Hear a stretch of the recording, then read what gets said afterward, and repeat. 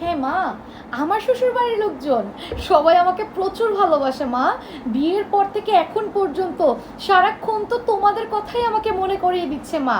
সারাদিন আমাকে কত কথা তোমাদের বলে, কত মনে যে তারা করে। আমার শাশুড়ি, সে তো সারাদিন তোমার প্রশংসায় পঞ্চমুখ মা। সারাদিন তোমাকে নিয়ে কথা বলে, কিছু হলে তো আমাকে বলে, এই মায়ের কাছ থেকে রান্না শিখুনি, মায়ের কাছ থেকে ঘর গোছানো শিখুনি, মায়ের কাছ থেকে ঝাড়ু দেওয়া শিখুনি।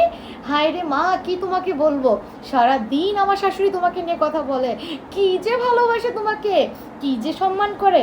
ও আমার স্বামী, সে তো মা, তার কাছ থেকে তো শিখেছি মাকে কিভাবে ভালোবাসতে হয়, তার কাছ থেকে শিখেছি। মা ভুল হোক, মা খারাপ বলুক, মা যা বলুক, মা যেভাবে বলুক সেটাই রাইট, যে কোনো মিথ্যাটাও রাইট। মাকে যে কিভাবে ভালোবাসতে হয় মা, আমার স্বামীকে না দেখলে আমি শিখতেই পারতাম না। আমার ভাগ্য গুণে এমন স্বামী পেয়েছি আমি, আর এমন শ্বশুর বাড়ি। আর ও হ্যাঁ মা, আমার শাশুড়ি কিন্তু আমাকে নিয়ে কোনো আফসোস নেই।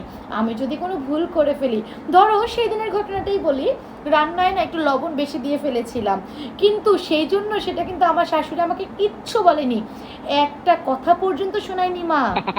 কিন্তু জানো, সেই কথাগুলো না সে আমাকে কিছু বলেনি, কিন্তু কাজের বউ, প্রতিবেশী, আমার স্বামী, ইভেন আমাদের দুঃসম্পর্ক একটা প্রতিবেশী ছিল, তাকেও ফোন দিয়ে বলে দিছে যে আমার রান্নায় লবণটা একটু বেশি হয়েছে।